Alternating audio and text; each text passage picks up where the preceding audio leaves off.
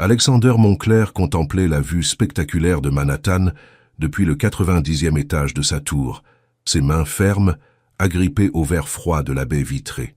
À 35 ans, il possédait un empire financier qui s'étendait sur 3 continents, des châteaux en France, des îles privées dans les Caraïbes, et suffisamment d'argent pour acheter des pays entiers. Pourtant, en ce moment précis, tenant entre ses doigts tremblants les résultats de ses derniers examens médicaux, il se sentait plus pauvre qu'un mendiant dans les rues de la ville qu'il dominait. Les mots du rapport dansaient devant ses yeux comme une sentence de mort. Stérilité masculine irréversible, aucune possibilité de procréation naturelle. Le docteur Harrison, son médecin personnel depuis des années, avait prononcé ces mots avec une compassion professionnelle qui n'avait fait qu'amplifier la douleur. Alexander ferma les yeux, se remémorant les années d'espoir, les tentatives infructueuses avec sa défunte épouse Victoria, les promesses qu'il s'était faites de fonder une famille nombreuse dans leur manoir du Connecticut. Victoria était morte 3 ans plus tôt dans un accident de voiture, emportant avec elle tous leurs rêves de descendance, et maintenant, il découvrait que ces rêves avaient été impossibles dès le départ. Les semaines qui suivirent cette révélation transformèrent Alexander en fantôme de lui-même, errant dans ses propriétés somptueuses comme un roi déchu dans son royaume vide. Ses assistants remarquèrent son changement radical de comportement, ses colères soudaines lors des réunions du conseil d'administration, sa tendance nouvelle à prendre des décisions impulsives qui faisaient trembler les marchés financiers. Marcus Webb, son fidèle bras droit depuis 15 ans, tentait désespérément de maintenir l'équilibre de l'empire Montclair, tandis que son patron sombrait dans une mélancolie destructrice. « Monsieur Montclair », lui dit Marcus un matin pluvieux d'octobre, « la fondation caritative de votre défunte épouse organise demain son gala annuel au profit des orphelinats locaux. Vous devriez vraiment y assister. Cela vous ferait du bien de sortir. » Alexander leva les yeux de son bureau encombré de rapports financiers qu'il ne lisait plus, son regard vide croisant celui de son assistant. « La charité, Marcus. À quoi bon aider des enfants quand je ne peux même pas en avoir ?» Sa voix portait une amertume qui glaça le sang de Marcus, habitué pourtant aux sautes d'humeur de son patron. C'est dans cet état d'esprit qu'Alexander se retrouva, contre son gré, dans la salle de bal dorée du Plaza Hotel, entouré de la haute société new-yorkaise, venue célébrer la générosité et exhiber leurs bijoux de famille.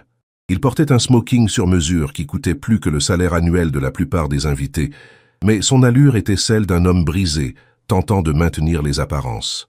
Les conversations feutrées autour de lui parlaient d'investissements, de voyages exotiques, de mariages arrangés entre dynasties financières, tout ce qui lui rappelait cruellement sa situation.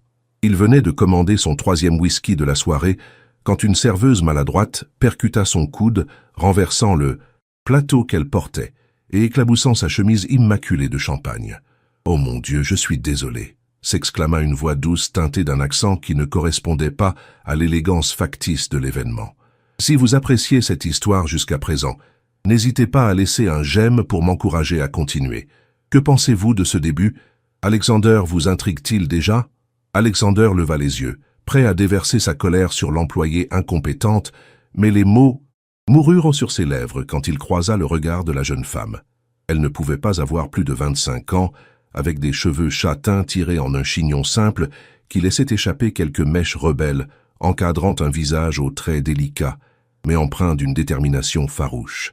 Ses yeux verts brillaient d'intelligence et d'une lueur de défi qui contrastait étrangement avec l'uniforme noir et blanc qu'elle portait. « Ce n'est rien, » marmonna-t-il, surpris par sa propre clémence. « Je peux vous rembourser le nettoyage, » ajouta-t-elle rapidement, ses joues rougissant d'embarras. « Vraiment, je suis désolé.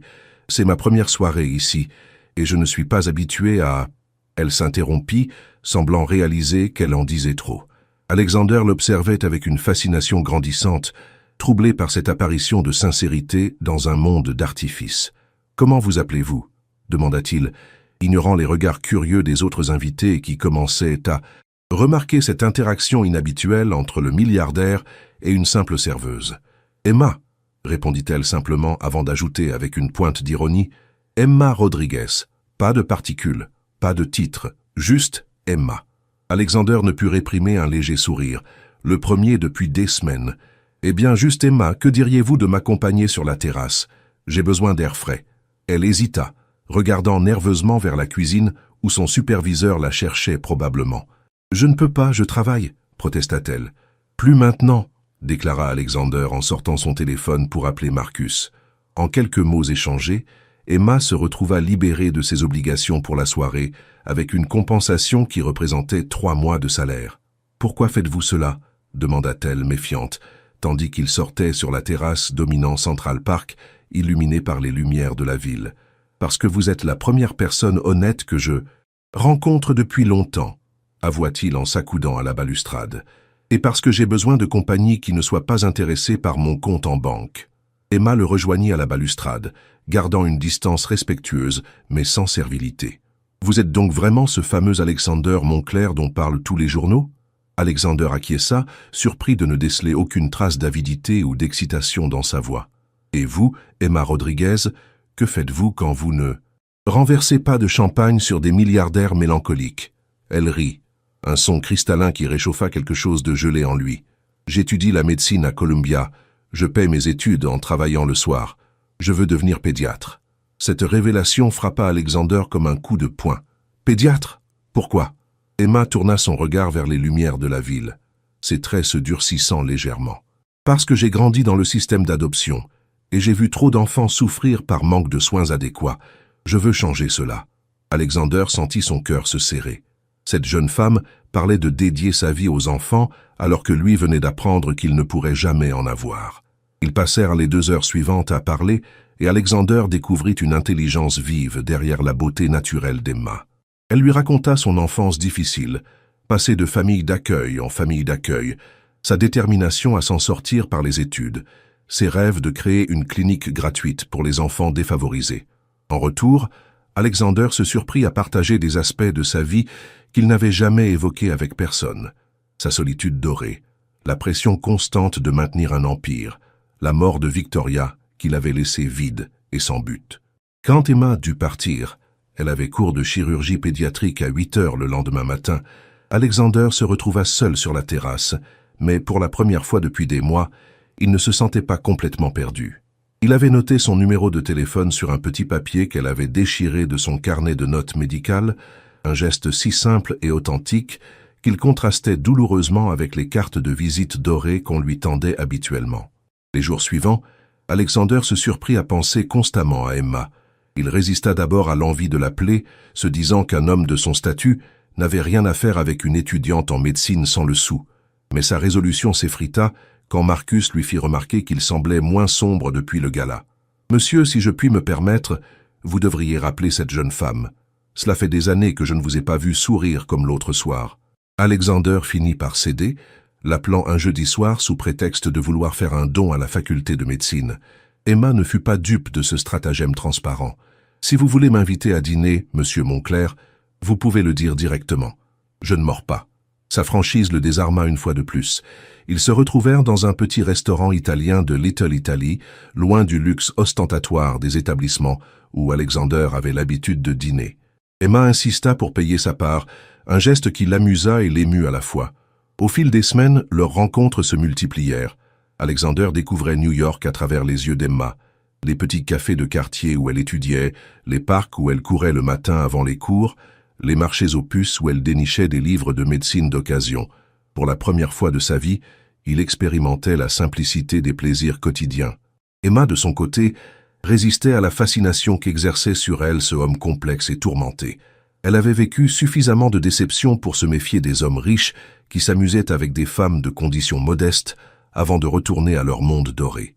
Mais Alexander semblait différent, vulnérable malgré sa fortune, cherchant quelque chose qu'il ne trouvait pas dans son univers de privilèges. Leur conversation s'approfondissait, évoluant des banalités polies vers des échanges intimes où ils se découvraient mutuellement. Emma lui parlait de ses patients lors de ses stages à l'hôpital pédiatrique, les victoires et les échecs qui façonnaient sa vocation. Alexander partageait ses doutes sur l'héritage qu'il laisserait, se demandant si son empire financier aurait un sens sans descendance pour le perpétuer.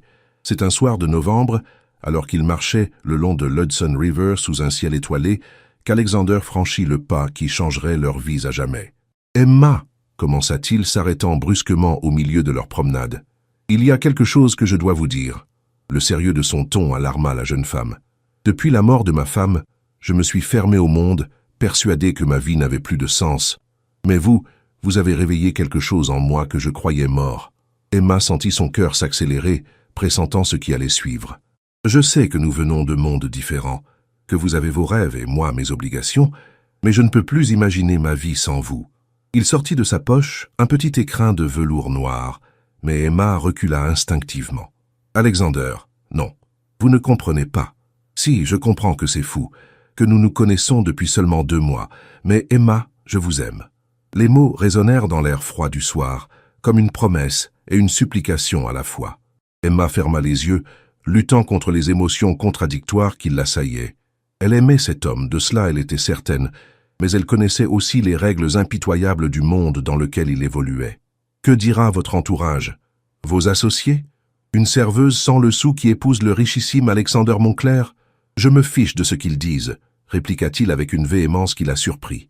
J'ai passé ma vie entière à me conformer aux attentes des autres, à maintenir une image, à jouer un rôle. Pour la première fois, je veux suivre mon cœur.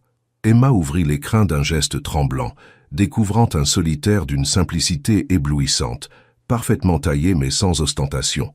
Ce n'est pas le plus gros diamant que je puisse m'offrir, expliqua Alexander. C'est celui qui vous ressemble, authentique, rare, précieux, sans être voyant. Les larmes aux yeux, Emma glissa la bague à son doigt, scellant ainsi un engagement qui défierait toutes les conventions sociales de leur époque. Leur mariage, célébré 6 mois plus tard dans l'intimité de la propriété familiale des Montclair dans les Hamptons, fit sensation dans la presse people. Les journaux bruissaient de commentaires acerbes sur cette union improbable entre le magnate de la finance et l'ancienne serveuse devenue étudiante en médecine. Mais Alexander et Emma, isolés dans leur bonheur nouveau, ignoraient superbement les critiques. Emma avait terminé ses études avec mention très bien, grâce en partie au soutien financier discret de son mari qui lui avait permis de se consacrer entièrement à ses cours sans avoir besoin de travailler. Leur lune de miel en Toscane fut un enchantement, 2 semaines volées au temps où ils explorèrent les collines dorées et les villages perchés, loin des regards indiscrets et des obligations professionnelles.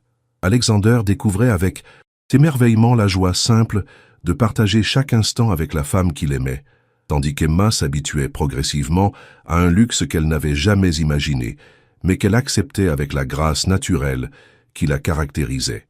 Le retour à New York marqua le début d'une nouvelle vie pour le couple. Emma reprit ses études de spécialisation en pédiatrie, déterminée à mener à bien son projet de clinique gratuite, projet qu'Alexander soutenait désormais activement en créant une fondation dédiée. Leur amour semblait défier toutes les prédictions pessimistes de leur entourage, et même Marcus Webb, initialement sceptique quant à cette union, dut reconnaître l'influence bénéfique d'Emma sur son patron. Alexander avait retrouvé son dynamisme légendaire, prenant des décisions audacieuses qui consolidaient encore son empire financier, mais avec une sérénité nouvelle qui impressionnait ses collaborateurs.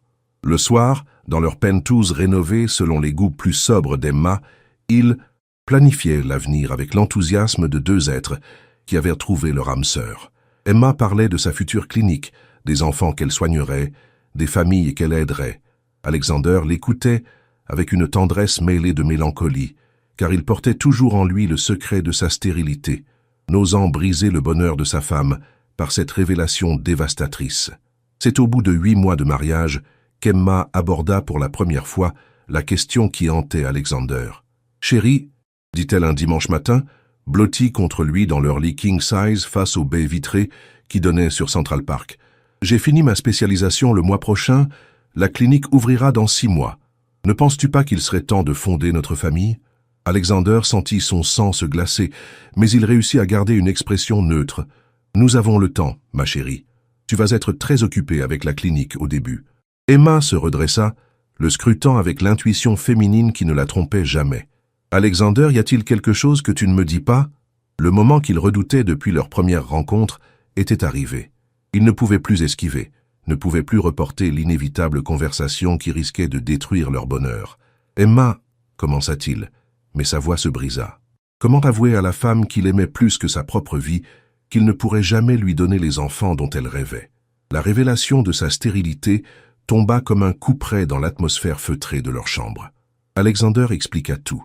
Les années d'espoir déçues avec Victoria, les tests médicaux, le verdict implacable du docteur Harrison. Emma l'écouta en silence, ses yeux verts se voilant progressivement de larmes qu'elle refusait de laisser couler.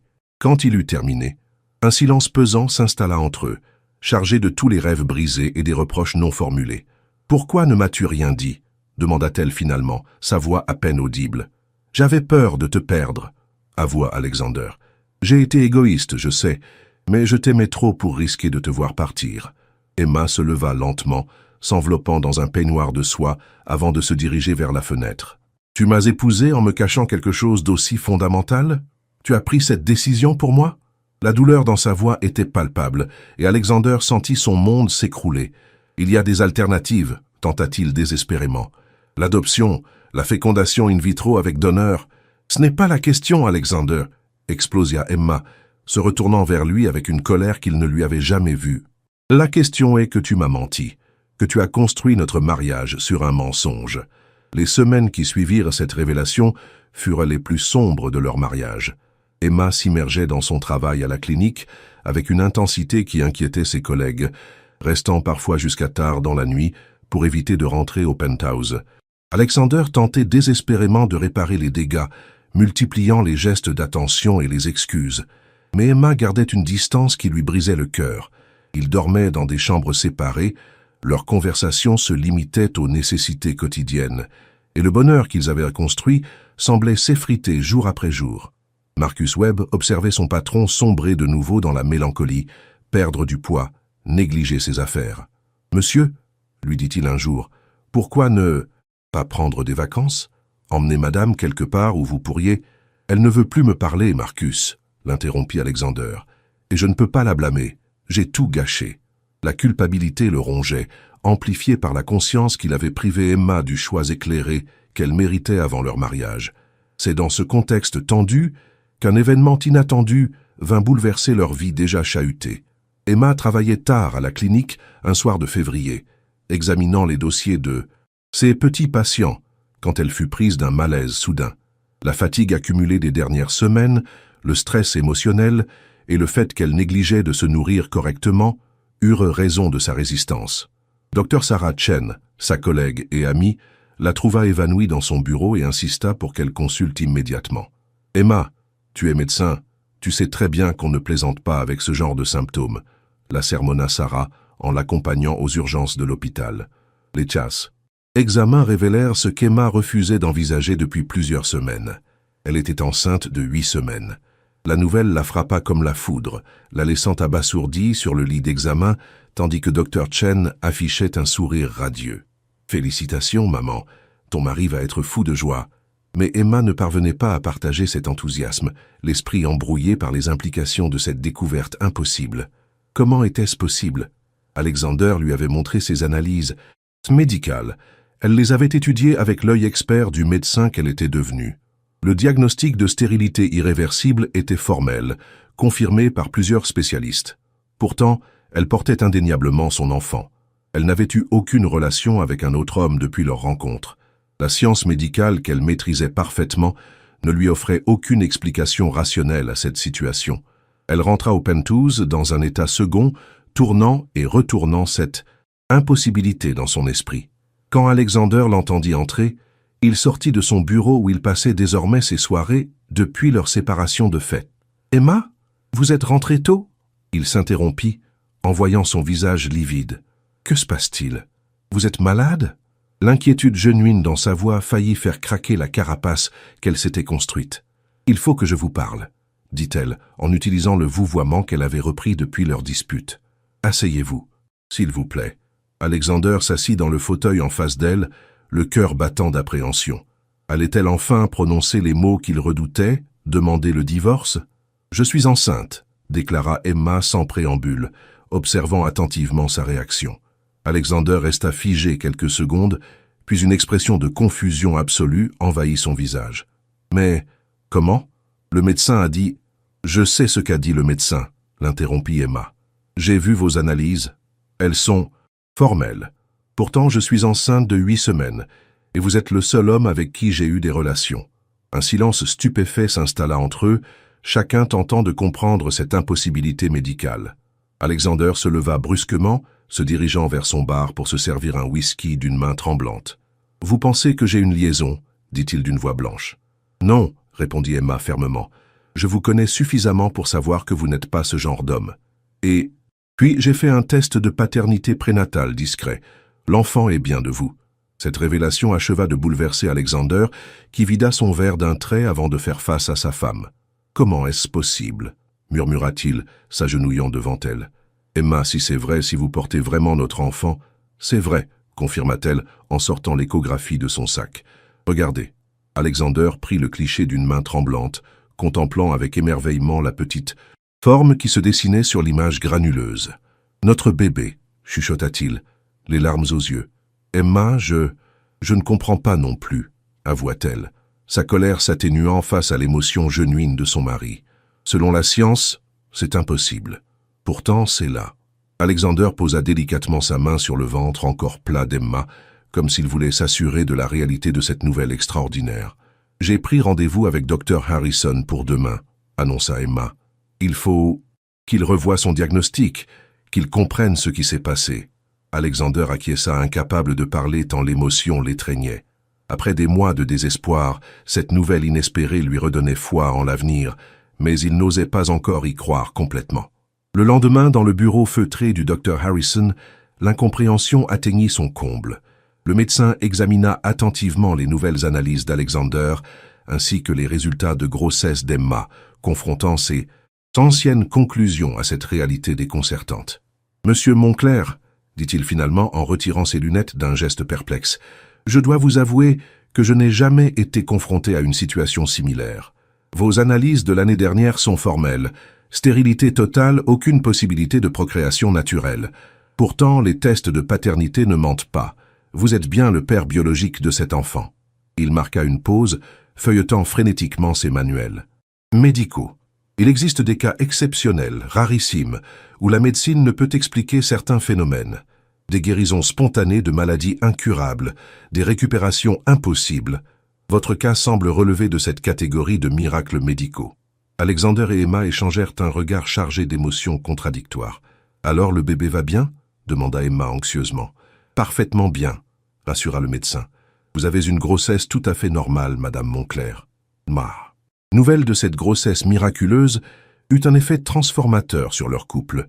Alexander, libéré du poids de la culpabilité qui l'écrasait depuis des mois, retrouvait progressivement la confiance d'Emma. Celle-ci, malgré sa formation médicale qui la poussait à chercher des explications rationnelles, commençait à accepter que certains mystères échappaient à la compréhension humaine. Leurs retrouvailles furent d'abord timides, empreintes de la prudence de deux êtres qui avaient frôlé la rupture définitive. Mais l'évolution de la grossesse, les premières échographies révélant un bébé en parfaite santé, les mouvements perceptibles dans le ventre d'Emma, tout concourait à ressouder leurs liens. Alexander se montrait d'une attention touchante, accompagnant sa femme à tous ses rendez-vous médicaux, aménageant son emploi du temps pour être présent à chaque étape importante. Emma, de son côté, redécouvrait l'homme qu'elle avait aimé au premier regard, celui qui cachait derrière sa fortune et son pouvoir une vulnérabilité émouvante. Au 5e mois de grossesse, une nouvelle stupéfiante vint enrichir leur bonheur déjà extraordinaire. Emma attendait des jumeaux. Dr Martinez, le gynécologue qui suivait désormais sa grossesse, leur annonça la nouvelle avec un sourire ému lors d'une échographie de routine. « Regardez bien l'écran, » dit-il en déplaçant la sonde. « Voici votre premier bébé, et là, il déplaça légèrement l'appareil. Voici le second, deux petits cœurs qui battent parfaitement. » Emma et Alexander restèrent sans voix, contemplant l'écran où deux formes distinctes bougeaient paisiblement. « Des jumeaux, » murmura Alexander, sa voix étranglée par l'émotion. « Nous allons avoir 2 enfants. » Emma serra sa main, les larmes coulant librement sur ses joues. L'homme qui pensait ne jamais pouvoir être père allait avoir non pas 1, mais 2 enfants. Le destin semblait vouloir compenser les années de souffrance par une générosité extraordinaire. « Pouvez-vous déterminer leur sexe ?» demanda Emma. « Pas encore, » répondit Dr Martinez, « mais d'ici quelques semaines, nous le saurons. » L'annonce de cette double grossesse transforma leur existence en un tourbillon d'émotions et de préparatifs. Alexander, qui n'avait jamais manifesté le moindre intérêt pour la décoration intérieure, passa des heures avec Emma à aménager la nursery, débattant passionnément du choix des couleurs, des meubles, des jouets.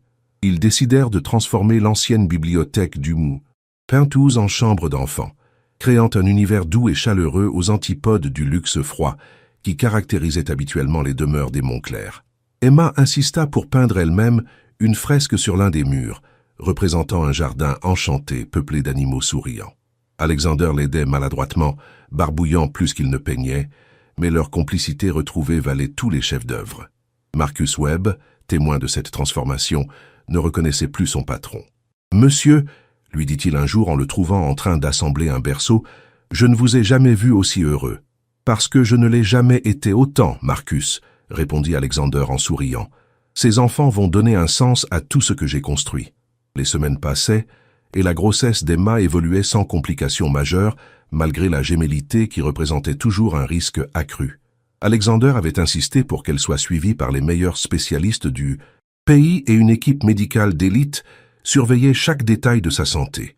Emma, forte de sa formation médicale, gérait cette attention avec philosophie, consciente que la prudence était justifiée.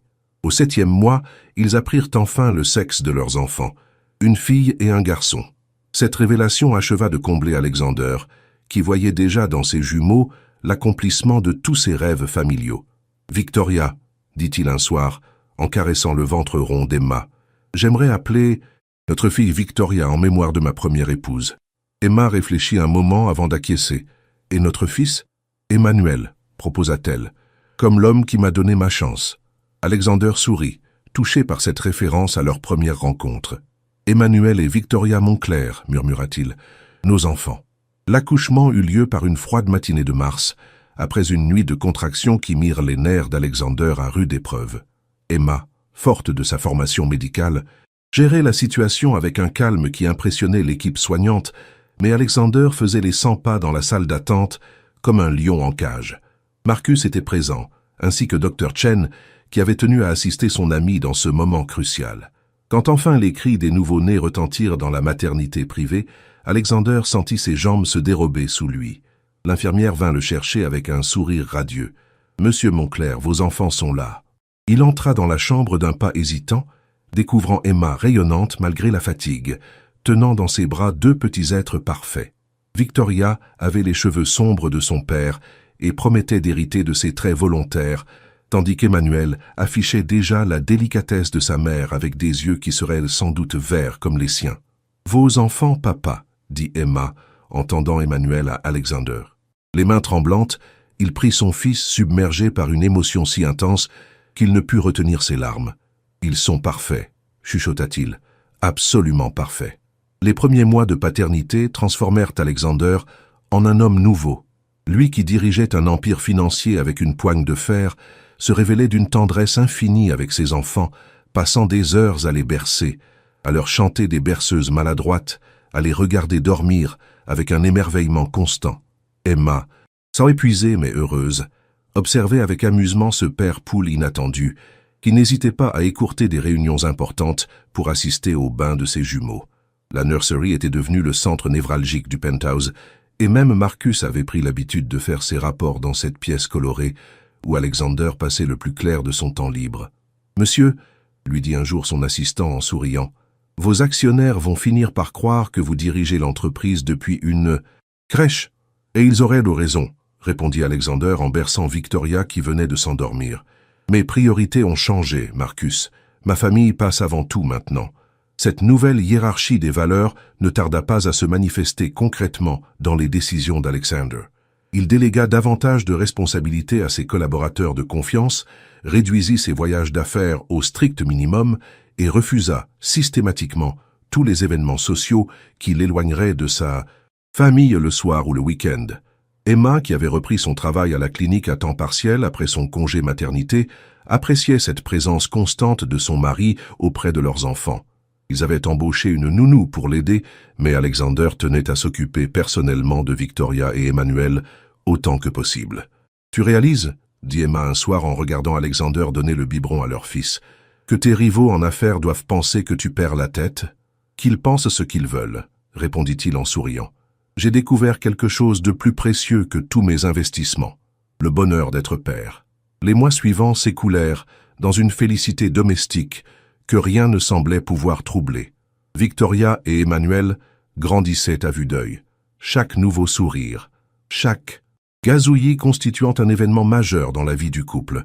Alexander avait fait installer un système de vidéosurveillance sophistiqué dans la nursery, non par paranoïa sécuritaire, mais simplement pour pouvoir observer ses enfants depuis son bureau lorsque les obligations professionnelles l'y retenaient. Emma le taquinait gentiment sur cette obsession paternelle, mais elle ne pouvait nier son propre émerveillement devant ces deux petits êtres qui avaient transformé leur existence.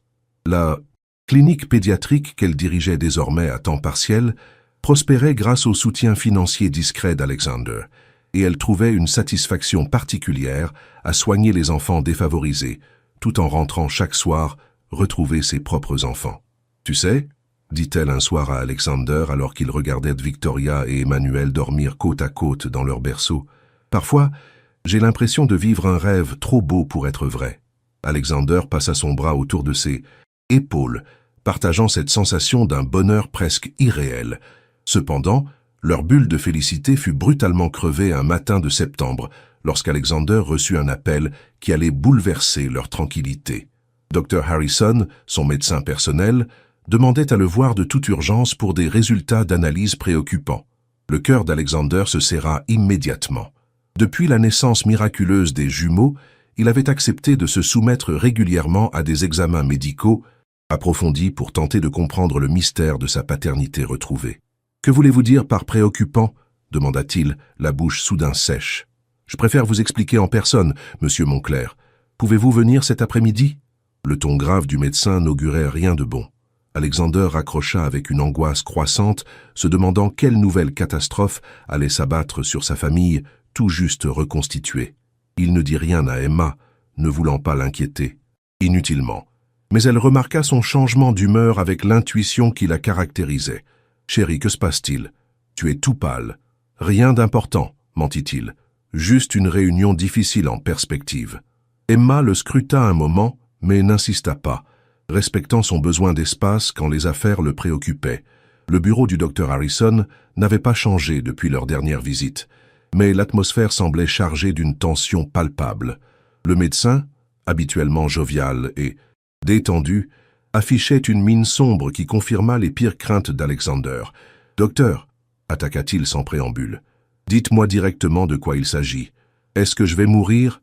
Dr. Harrison soupira profondément avant de sortir un épais dossier de son tiroir. « Pas exactement, Alexander, mais ce que j'ai découvert va probablement changer votre vie de façon dramatique. » Il ouvrit le dossier, révélant une série d'analyses comparatives qui semblaient s'étaler sur plusieurs mois. « J'ai fait réanalyser tous vos échantillons de sang et de sperme depuis le début de votre suivi médical, en les comparant avec des prélèvements récents.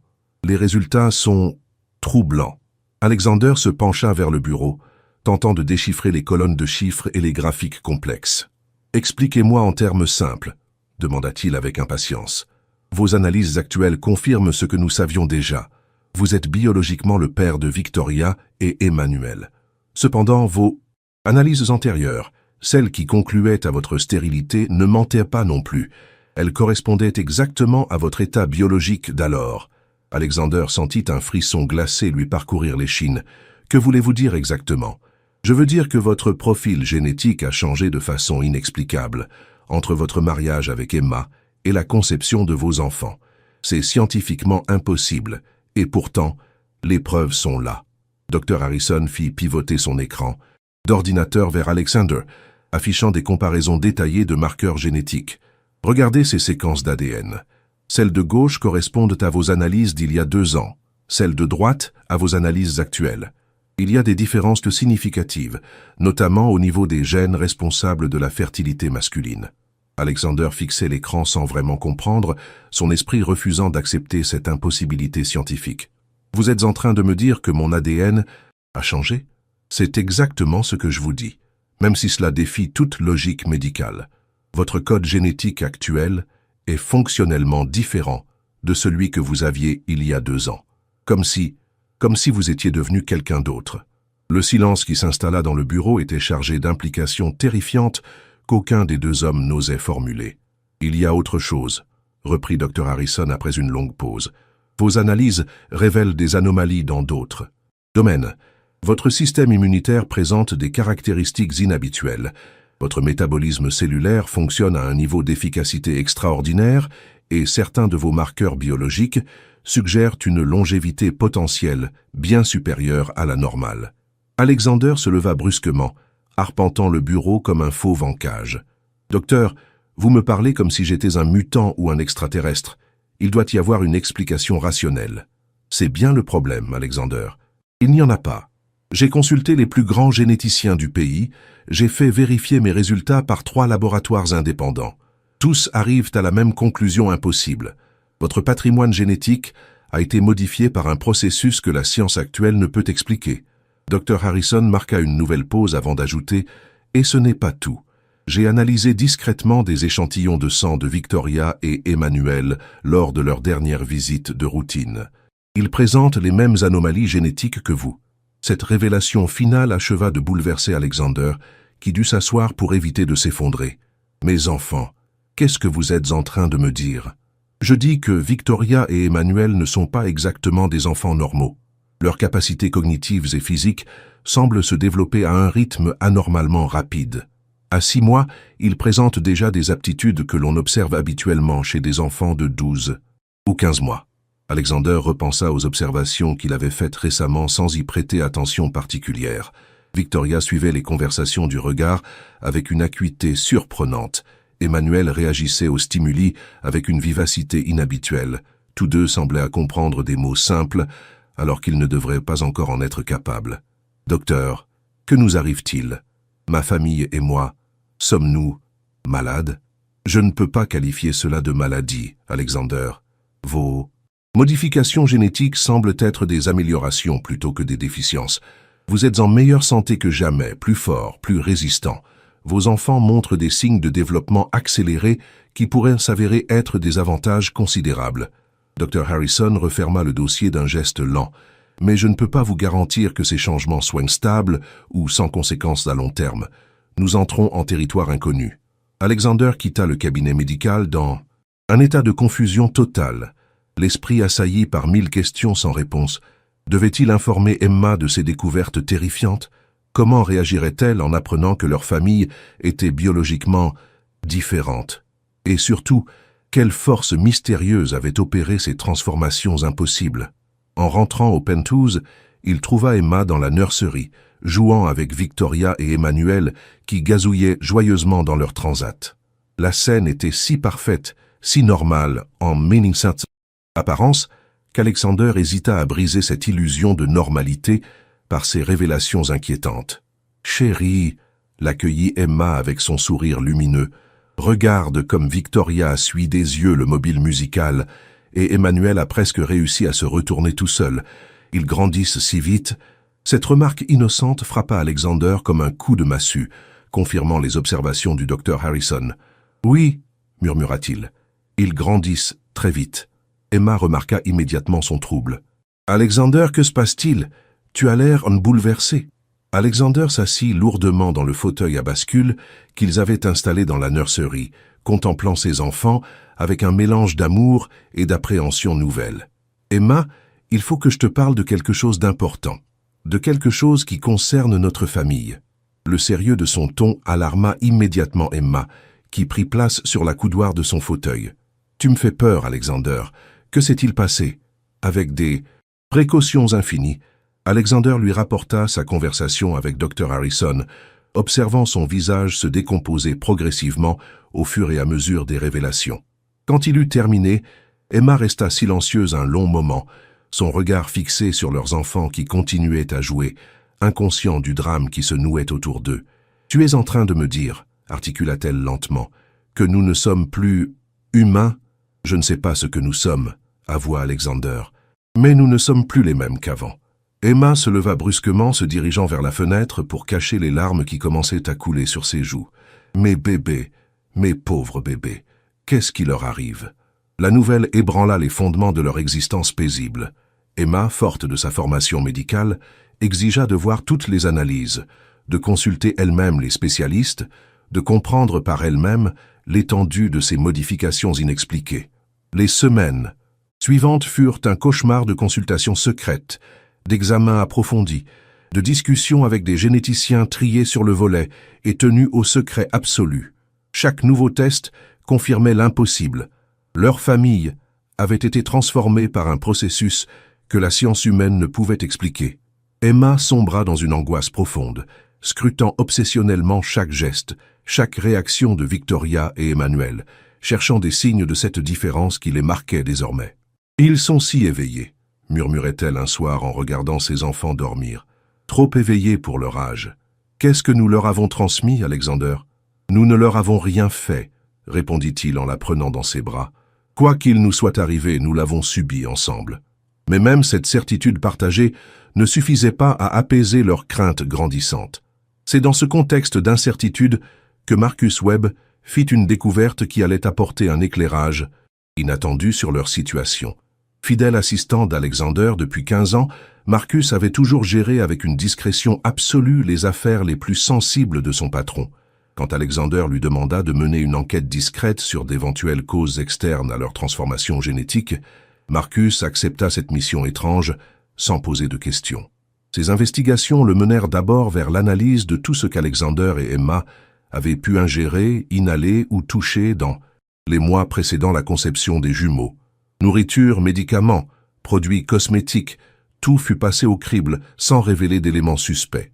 C'est en élargissant ses recherches qu'il découvrit un détail troublant dans les archives familiales des Moncler. « Monsieur, » dit-il un matin en entrant dans le bureau d'Alexander avec une liasse de documents anciens, « j'ai trouvé quelque chose qui pourrait vous intéresser, ou vous inquiéter davantage. » Alexander leva les yeux de ses dossiers financiers, remarquant l'expression perplexe de son assistant. « De quoi s'agit-il, Marcus ? » « J'ai épluché les archives familiales conservées dans votre propriété du Connecticut, remontant jusqu'au début du XIXe siècle.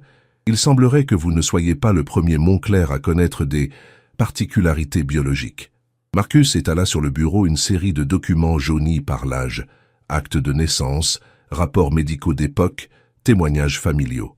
Votre arrière-arrière-grand-père, Nathaniel Moncler, a vécu jusqu'à l'âge de 123 ans, à une époque où l'espérance de vie moyenne était de 40 ans.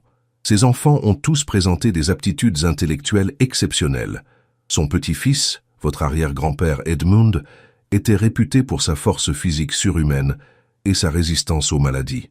Alexander parcourait les documents avec une fascination croissante, découvrant une lignée familiale, jalonnée d'anomalies que les époques précédentes attribuaient à la chance ou à la bénédiction divine. « Regardez ce témoignage », continua Marcus en pointant un passage d'une lettre ancienne.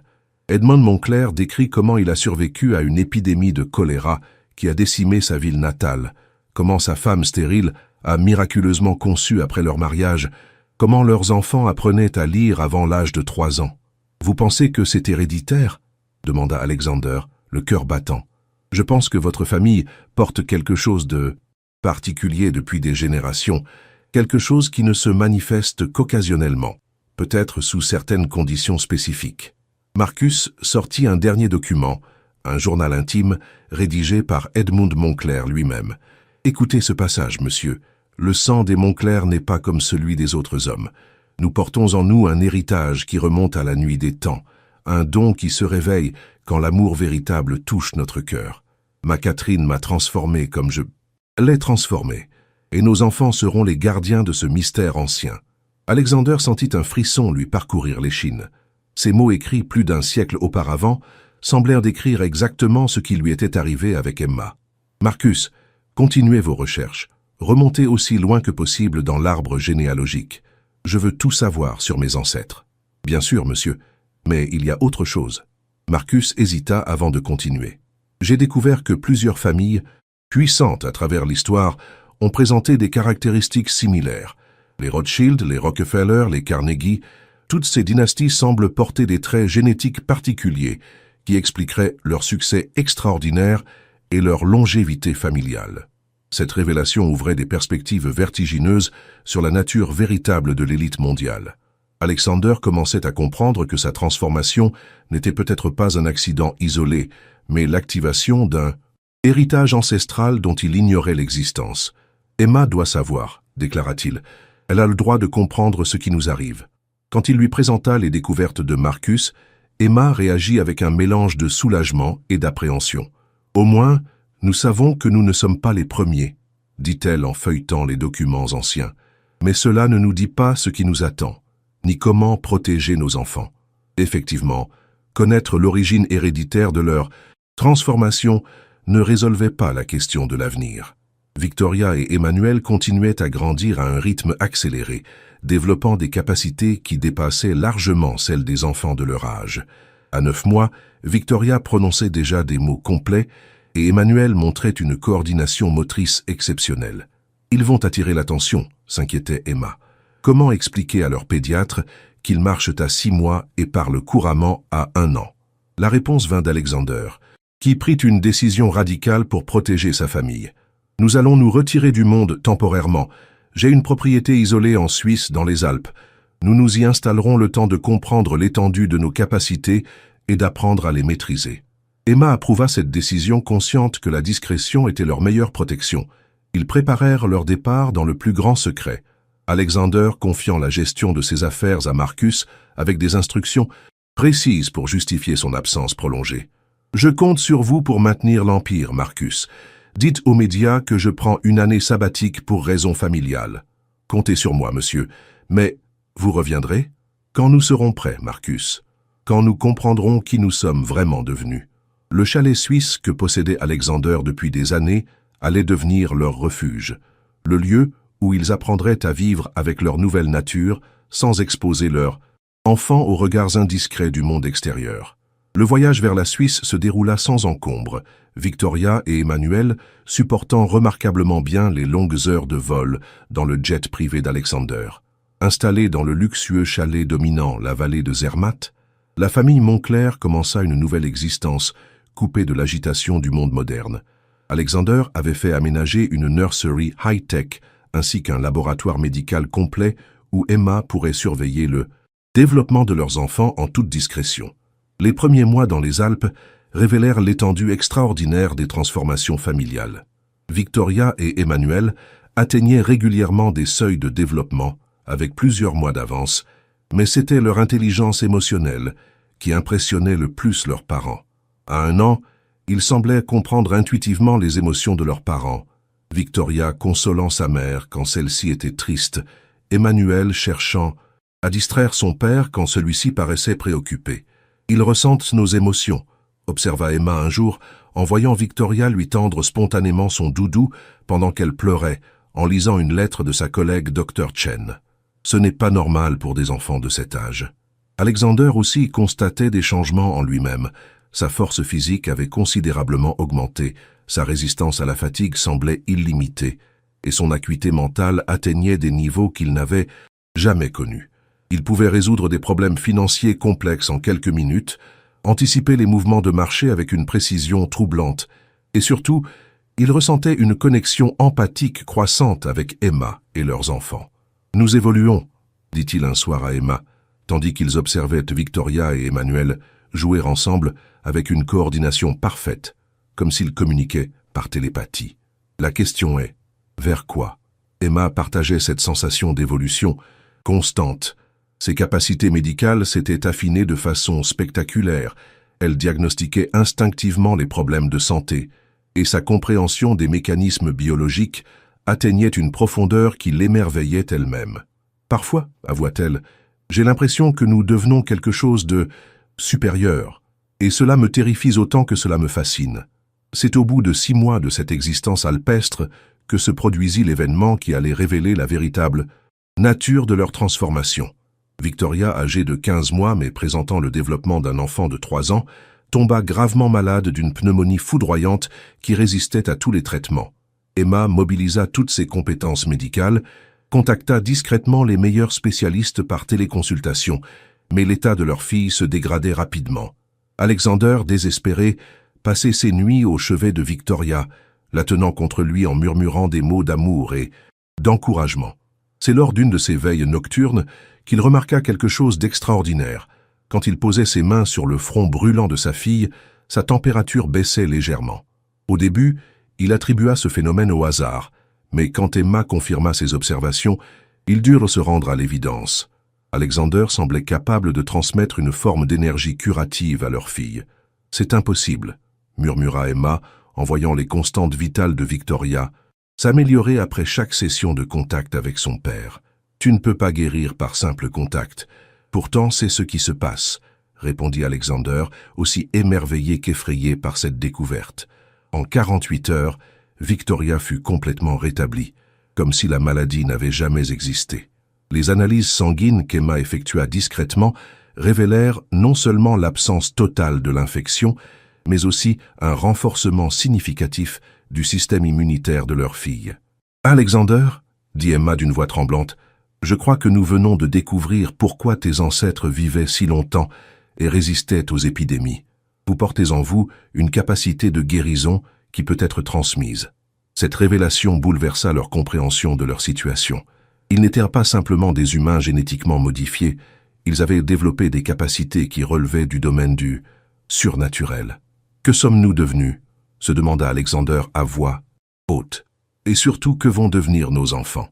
Emma n'avait pas de réponse, mais elle commençait à comprendre que leur famille était peut-être destinée à quelque chose de plus grand qu'une existence ordinaire. « Peut-être, » dit-elle lentement, « que nous sommes appelés à utiliser ces dons pour aider les autres.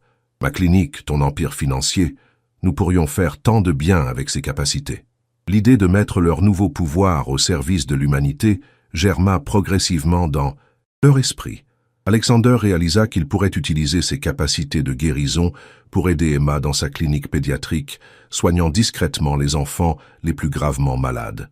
Emma, de son côté, voyait dans leur transformation une opportunité de révolutionner la médecine pédiatrique, développant des traitements innovants basés sur leur compréhension approfondie des mécanismes biologiques.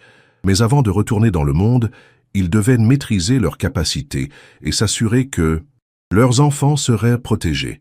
Les mois suivants, dans le chalet suisse, furent consacrés à cette préparation. Alexander apprit à contrôler ses capacités de guérison, découvrant qu'il pouvait non seulement soigner les maladies, mais aussi accélérer la récupération après des blessures. Emma développa une intuition médicale quasi mystique, capable de diagnostiquer des pathologies complexes par simple observation. Victoria et Emmanuel, quant à eux, continuaient à grandir avec une intelligence et une maturité qui dépassaient largement leur âge chronologique. À 2 ans, Victoria parlait couramment 3 langues et montrait des aptitudes artistiques exceptionnelles, peignant des œuvres d'une sophistication troublante pour son âge. Emmanuel développait des capacités physiques remarquables, une agilité et une coordination qui faisèrent de lui un petit athlète accompli. Mais le plus impressionnant était leur connexion émotionnelle avec leurs parents et entre eux. Ils semblaient communiquer par une forme de télépathie familiale, anticipant les besoins et les désirs de chacun avec une précision déconcertante. « Ils ne sont plus vraiment des enfants ordinaires », observa Emma un jour en regardant Victoria consoler Emmanuel qui s'était cogné, non pas avec les mots maladroits d'une enfant de 2 ans, mais avec une sagesse et une empathie d'adulte. Nous devons les préparer à vivre dans un monde qui ne comprendra pas leurs différences. Alexander acquiesça, conscient que l'éducation de leur enfant représentait un défi unique. Comment leur enseigner à cacher leurs capacités exceptionnelles tout en les encourageant à les développer? Comment les protéger du monde extérieur sans les priver d'une enfance normale? La solution vint d'Emma, qui proposa de créer un environnement éducatif spécialement adapté à leurs enfants extraordinaires. « Nous pourrions fonder une école privée », suggéra-t-elle, officiellement destinée aux enfants surdoués, mais en réalité conçue pour des enfants comme les nôtres. Alexander approuva immédiatement cette idée, y voyant non seulement une solution pour Victoria et Emmanuel, mais aussi une opportunité d'aider d'autres familles qui pourraient vivre des situations similaires. Ses recherches généalogiques avec Marcus avaient révélé que plusieurs lignées familiales puissantes présentaient des caractéristiques génétiques particulières. Il y a peut-être d'autres enfants comme les nôtres, réalisa-t-il, d'autres familles qui cachent des secrets similaires. L'idée de créer une communauté secrète d'individus aux capacités exceptionnelles commença à prendre forme, une école qui serait en réalité un refuge, un lieu où ces enfants spéciaux pourraient grandir et développer leurs dons sans crainte du jugement ou de l'exploitation. Après 18 mois passés dans les Alpes suisses, La famille Moncler était prête à retourner dans le monde, transformée et unifiée par cette période d'introspection et de découverte. Alexander avait appris à maîtriser ses capacités de guérison. Emma avait développé une expertise médicale qui dépassait largement celle de ses pairs, et Victoria et Emmanuel avaient grandi dans un environnement qui acceptait et encourageait leurs différences. Leur retour à New York fut discret, mais remarqué par ceux qui les connaissaient bien. Marcus Webb nota immédiatement les changements chez son patron, une assurance nouvelle, une présence magnétique renforcée et surtout une vision claire de l'avenir qui contrastait avec l'incertitude des années précédentes. « Monsieur, dit-il lors de leur première réunion après le retour, vous semblez différent, plus fort, plus déterminé. J'ai trouvé ma voie, Marcus, répondit Alexander, et j'ai de grands projets pour notre famille et notre entreprise. Le premier de ces projets fut la création de l'Institut Moncler pour l'excellence pédagogique, officiellement une école privée d'élite pour enfants surdoués, mais en réalité un centre d'accueil pour les enfants aux capacités extraordinaires. Emma dirigeait la partie médicale de l'Institut, développant des programmes de santé révolutionnaires, tandis qu'Alexander finançait et supervisait l'ensemble du projet. Ils recrutèrent discrètement des enseignants et du personnel médical triés sur le volet, des individus qui avaient eux-mêmes vécu des expériences inexpliquées ou qui étaient suffisamment ouverts d'esprit pour accepter l'extraordinaire. L'Institut s'installa dans un magnifique campus du Connecticut, loin des regards indiscrets, mais suffisamment accessible pour attirer les familles concernées. Les premiers élèves arrivèrent 6 mois après l'ouverture, des enfants de familles puissantes qui présentaient des développements atypiques, des capacités inexpliquées, des traits héréditaires particuliers. Victoria et Emmanuel furent naturellement les premiers élèves de l'Institut, y trouvant enfin des pairs qui partageaient leurs différences. À 3 ans, Victoria présentait déjà les capacités intellectuelles d'un enfant de 8 ans, tandis qu'Emmanuel montrait des aptitudes physiques qui définirent les lois de la physiologie humaine normale. Mais dans l'environnement protégé de l'Institut, il pouvait exprimer librement ses capacités, sans crainte ou honte. D'autres enfants les rejoignirent progressivement. La petite Sarah Chen, fille d'un magnate technologique qui montrait des capacités de calcul mental phénoménales. Le jeune Marcus Rivera, fils d'un diplomate qui semblait capable de comprendre et parler couramment toute langue après quelques heures d'exposition. La mystérieuse Elena Volkov, fille d'un oligarque russe qui présentait des capacités empathiques si développées qu'elle ressentait les émotions de tous ceux qui l'entouraient. L'Institut devint rapidement un havre pour ces enfants extraordinaires et leurs familles, un lieu où l'impossible était quotidien et où la différence était célébrée plutôt que cachée. Parallèlement au développement de l'Institut, Alexander et Emma approfondissaient leur compréhension de leur propre transformation. Emma avait discrètement contacté d'autres médecins et chercheurs qui étudiaient des phénomènes similaires, découvrant une communauté scientifique secrète qui documentait depuis des décennies des cas d'évolution humaine accélérée. « Nous ne sommes pas les seuls », rapporta-t-elle à Alexander après une conférence clandestine à laquelle elle avait participé sous une fausse identité. « Il y a des familles dans le monde entier qui vivent des transformations similaires.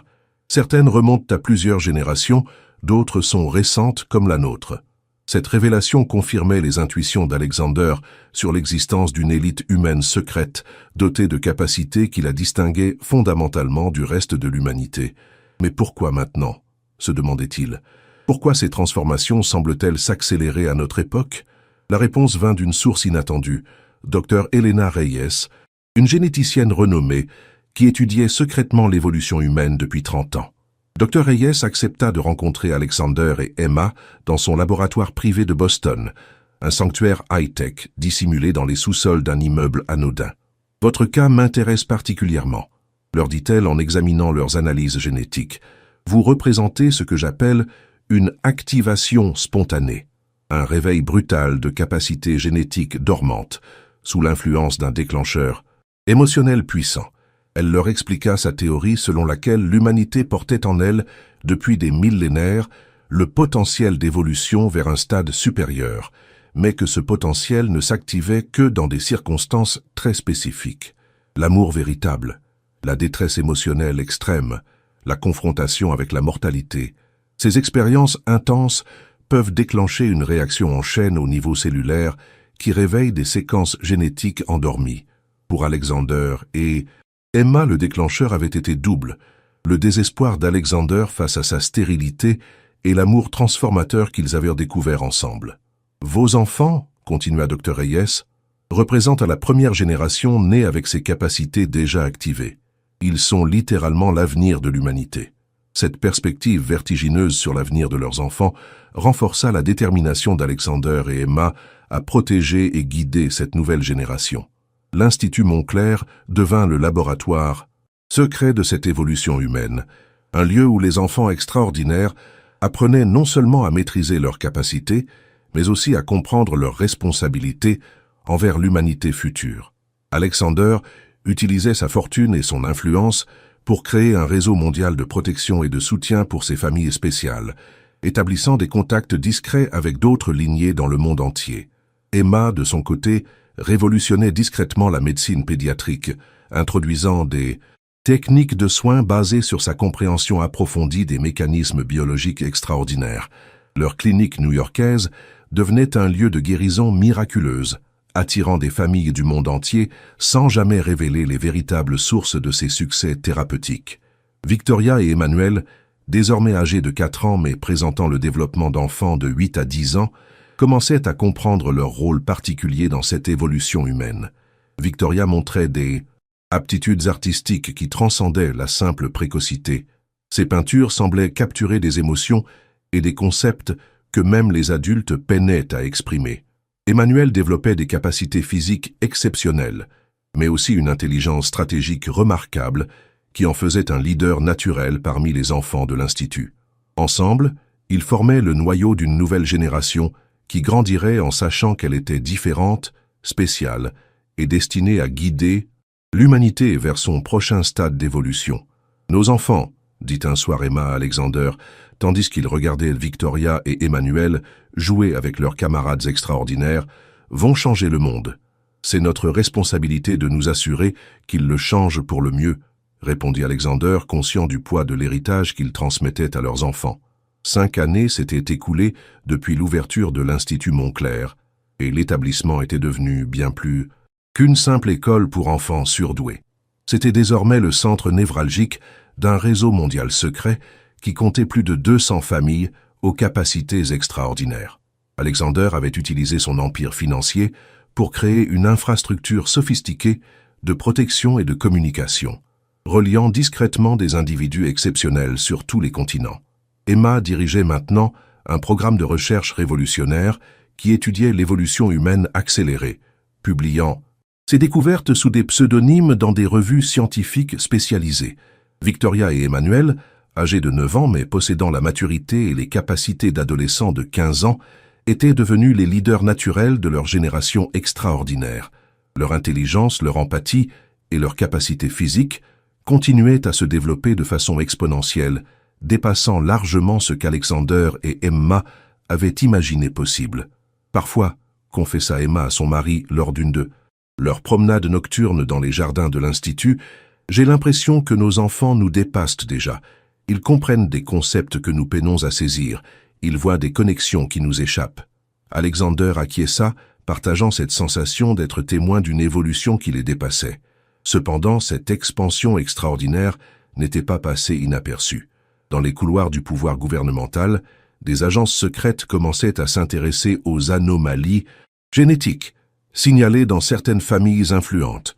Le Dr Marcus Sullivan, directeur d'une division classifiée du Department of Health and Human Services, avait remarqué des patterns troublants dans les données médicales de l'élite américaine, des longévités anormales, des résistances inexpliquées aux maladies, des capacités cognitives exceptionnelles qui semblaient se transmettre de génération en génération. « Nous avons un problème », déclara-t-il, lors d'une réunion top secret avec des représentants de la CIA et de la NSA. Il existe une élite génétique qui opère en marge de notre surveillance, et nous ne savons ni l'étendue de leurs capacités, ni leurs intentions. Les participants à cette réunion décidèrent de lancer l'opération Looking Glass, une enquête secrète destinée à identifier et surveiller ces individus extraordinaires. L'Institut Montclair, avec sa concentration inhabituelle d'enfants précoces issus de familles puissantes, devint rapidement une cible prioritaire de cette investigation.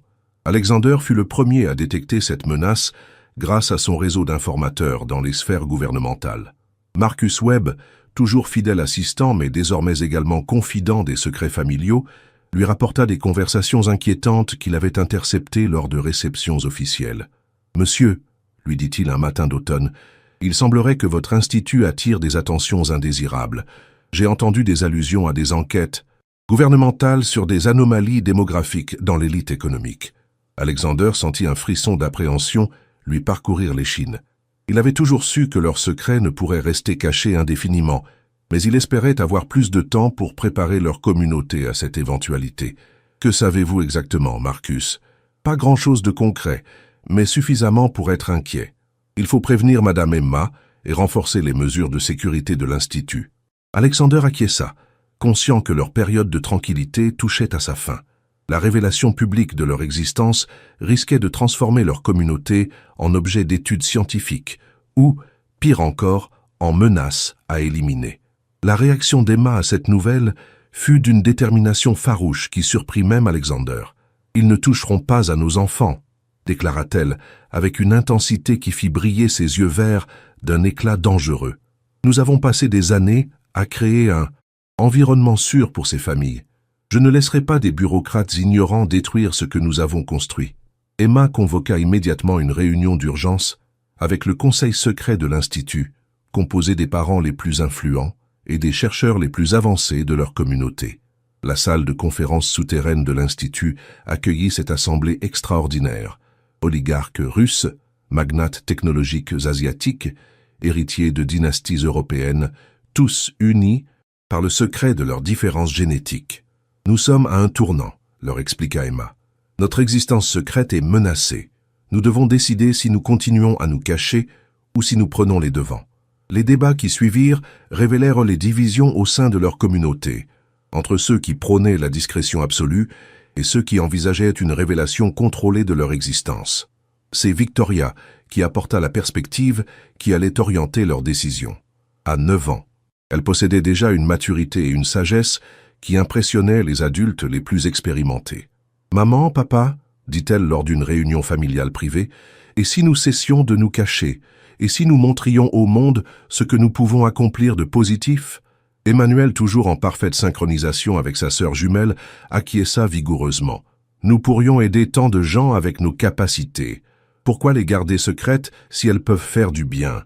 Alexander et Emma échangèrent un regard chargé de fierté et d'appréhension. Leurs enfants avaient touché le cœur du dilemme qui les torturait depuis des années. « Les gens ont peur de ce qu'ils ne comprennent pas, » expliqua Alexander. « Si nous révélons nos capacités, nous risquons d'être perçus comme une menace. » « Ou comme un espoir, » répliqua Victoria avec une assurance déconcertante. « Tout dépend de la façon dont nous présentons notre différence. » Cette conversation familiale marqua le début d'une réflexion approfondie sur l'avenir de leur communauté secrète. La solution émergea progressivement de ces débats intenses. Plutôt que d'attendre d'être découverts, ils prendraient l'initiative de se révéler au monde, mais de façon contrôlée et positive. Alexander proposa de créer une fondation humanitaire mondiale qui utiliserait leurs ressources et leurs capacités pour résoudre les plus grands fléaux de l'humanité. « Nous révélerons nos capacités à travers nos actions, » expliqua-t-il au conseil. « Secret. Nous guérirons les maladies incurables, nous résoudrons les crises alimentaires, nous apporterons des solutions aux défis environnementaux. Le monde nous acceptera parce qu'il aura besoin de nous. » Emma compléta cette vision en proposant de révolutionner la médecine mondiale, partageant ses découvertes sur l'évolution génétique humaine pour faire avancer la science. Nous ne cacherons plus nos recherches derrière des pseudonymes. Nous publierons ouvertement nos découvertes. Nous formerons une nouvelle génération de médecins aux techniques avancées que nous avons développées. L'idée était audacieuse, transformer leurs secrets en atouts, leurs différences en leadership moral.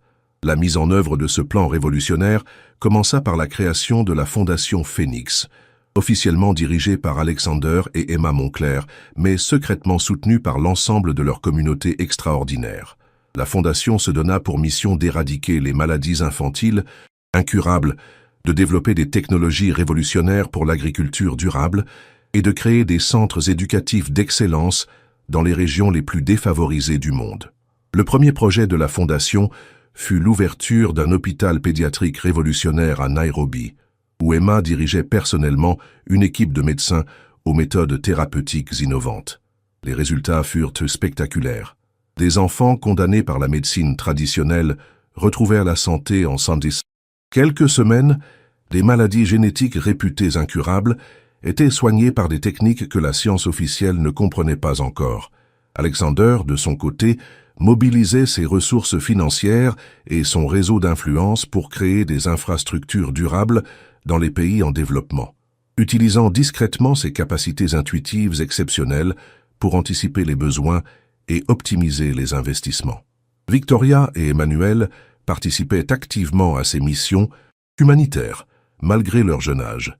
Victoria utilisait ses talents artistiques pour créer des programmes thérapeutiques par l'art pour les enfants traumatisés, tandis qu'Emmanuel développait des méthodes d'enseignement révolutionnaires qui permettaient aux enfants défavorisés d'acquérir en quelques mois des connaissances qui nécessitaient habituellement des années d'études. Leur présence sur le terrain était soigneusement orchestrée pour présenter au monde l'image d'une famille exceptionnelle, mais bienveillante, utilisant ses privilèges pour le bien commun.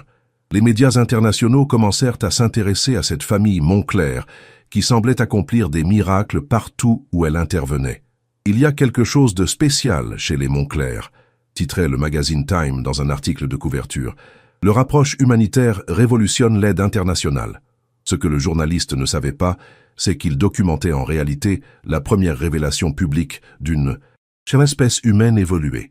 Cependant, cette exposition médiatique croissante attira également l'attention de l'opération Looking Glass. Dr Sullivan et son équipe analysaient méticuleusement chaque apparition publique de la famille Moncler, notant des anomalies troublantes dans leurs capacités apparentes. « Ces enfants ne sont pas normaux », rapporta l'agent spécial Catherine Liu lors d'un briefing classifié. « J'ai observé personnellement le jeune Emmanuel Moncler lors de sa visite dans un orphelinat de Mumbai.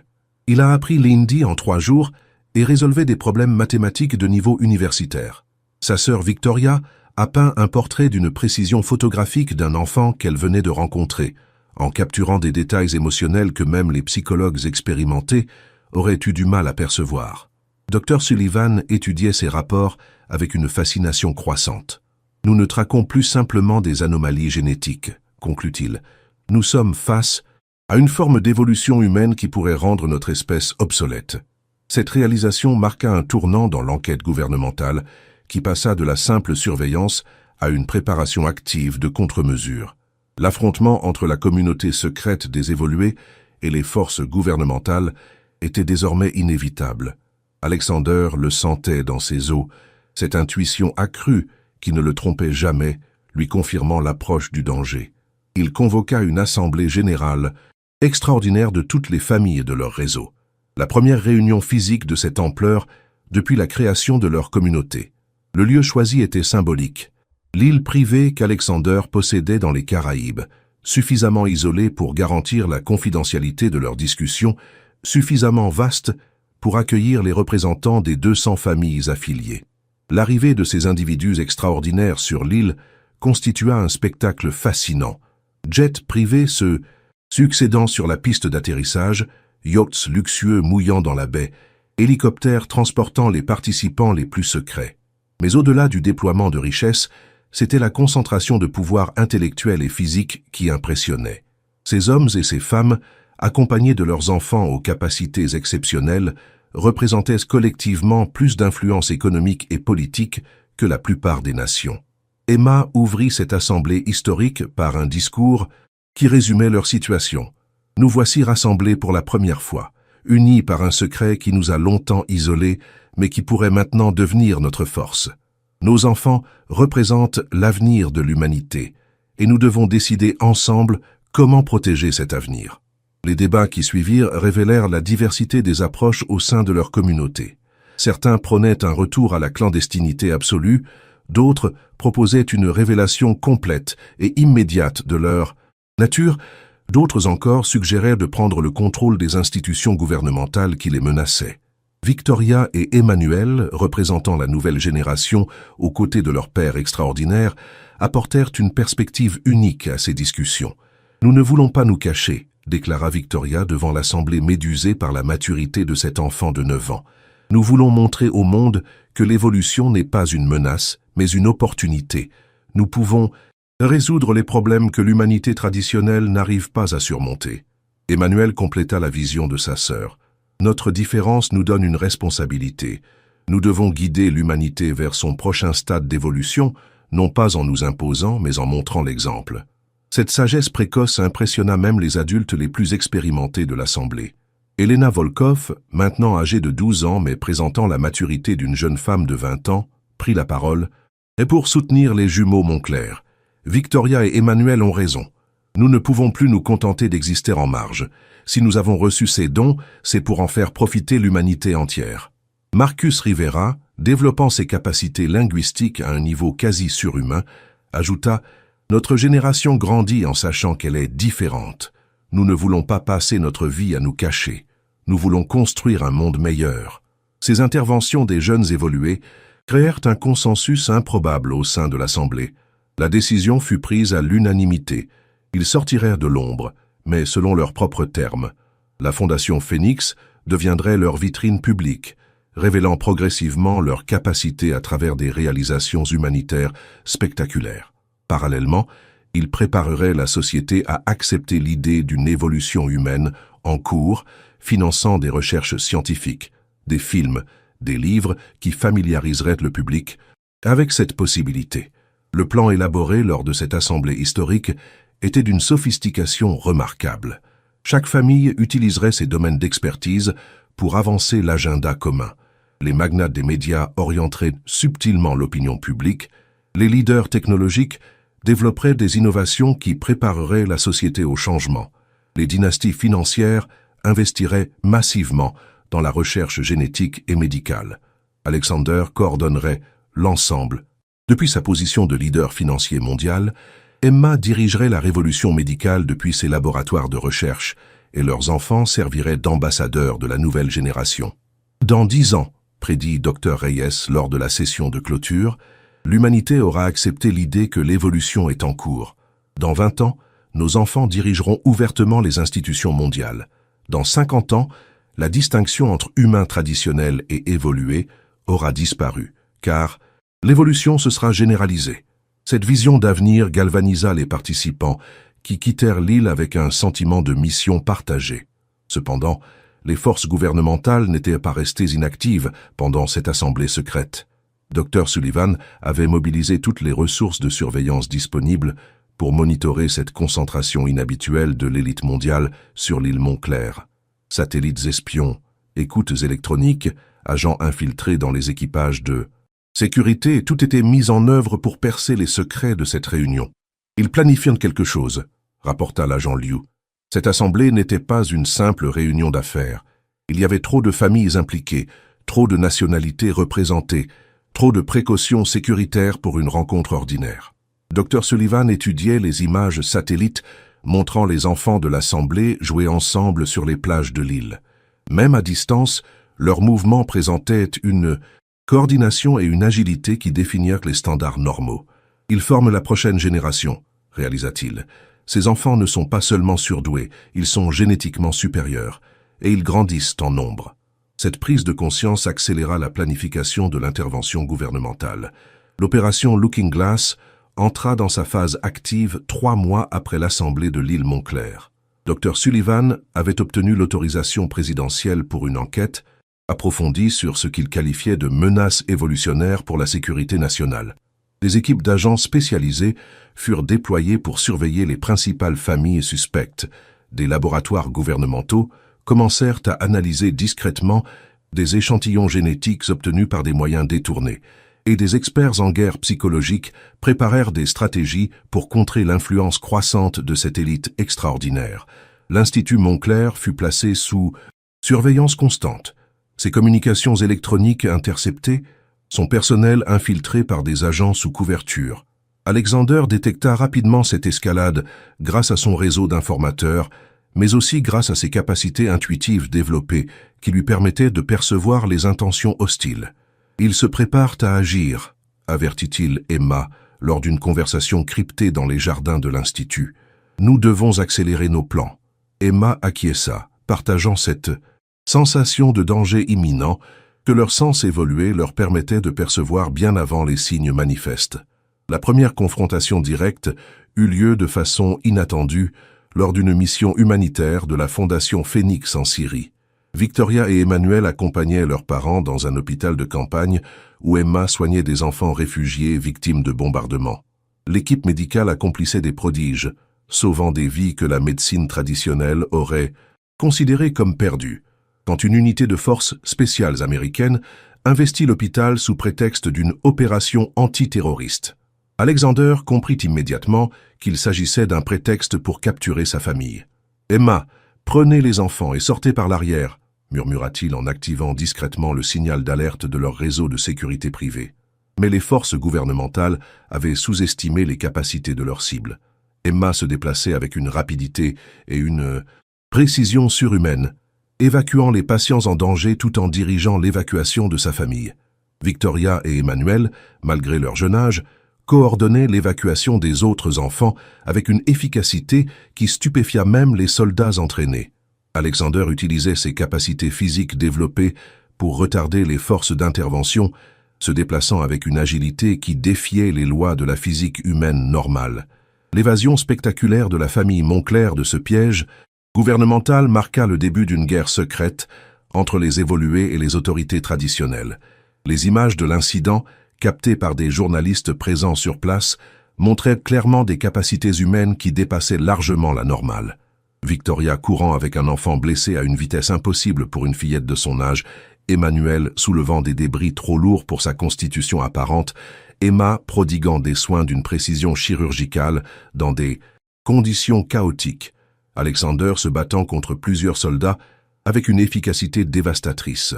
Ces images furent rapidement supprimées par les autorités, mais elles avaient eu le temps de circuler sur Internet, semant les premières graines du doute dans l'opinion publique. Qui sont vraiment les Moncler? Titrèrent les blogs conspirationnistes.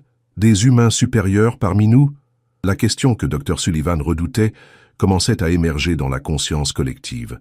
La riposte des évolués fut immédiate et orchestrée. Utilisant leur position dans les médias internationaux, ils lancèrent une campagne de révélation contrôlée qui devança les tentatives gouvernementales de suppression d'informations. Alexander donna une interview exclusive à CNN où il révéla partiellement la vérité. Ma famille et d'autres familles dans le monde présentent des caractéristiques génétiques particulières qui nous donnent des capacités inhabituelles. Plutôt que de nous cacher, nous avons choisi d'utiliser ces dons pour aider l'humanité. Emma compléta cette révélation par la publication simultanée de ses recherches sur l'évolution génétique humaine dans les plus prestigieuses revues scientifiques mondiales. L'humanité est en train d'évoluer, expliquait-elle dans un article qui fit l'effet d'une bombe. Cette évolution n'est pas une menace, mais une opportunité extraordinaire de résoudre les défis les plus complexes de notre époque. Victoria et Emmanuel apparurent dans une émission spéciale de la BBC, démontrant leurs capacités exceptionnelles, tout en expliquant leur vision d'un avenir où humains traditionnels et évolués collaboreraient pour le bien commun. Cette révélation mondiale provoqua un séisme dans l'opinion publique. Les réactions allaient de la fascination émerveillée à la peur irrationnelle, des demandes de recherches approfondies aux appels à l'isolement ou à l'élimination de ces mutants. Les gouvernements du monde entier se trouvèrent confrontés à une réalité qu'ils n'avaient pas anticipée, l'existence d'une élite génétiquement supérieure qui n'avait plus l'intention de se cacher. Dr Sullivan et son équipe virent leurs efforts de discrétion réduits à néant par cette révélation publique massive. Ils ont pris le contrôle du narratif, admit-il lors d'un briefing d'urgence.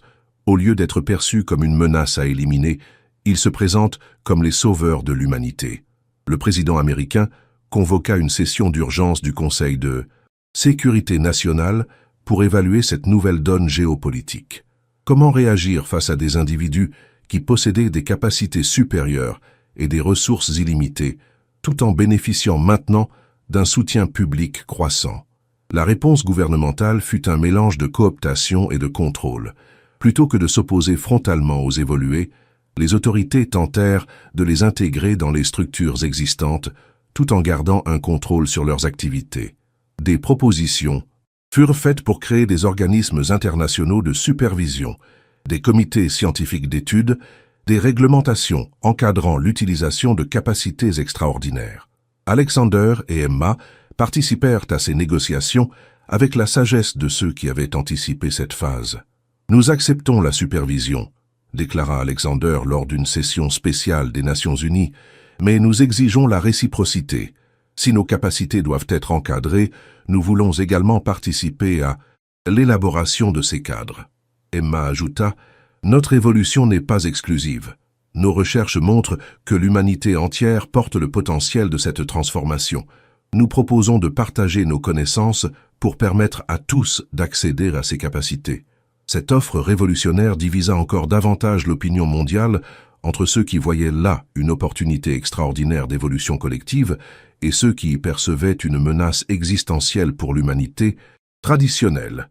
Voilà, cette saga extraordinaire s'achève sur une note d'espoir et de transformation magnifique. Alexander et Emma ont non seulement trouvé l'amour et fondé une famille contre toute attente médicale, mais ils ont aussi guidé l'humanité vers une évolution révolutionnaire. Que pensez-vous de cette conclusion épique? Cette histoire d'amour impossible devenue possible vous a-t-elle ému? Laissez un « j'aime » si cette aventure extraordinaire vous a touché au cœur. Merci d'avoir suivi cette histoire captivante jusqu'au bout.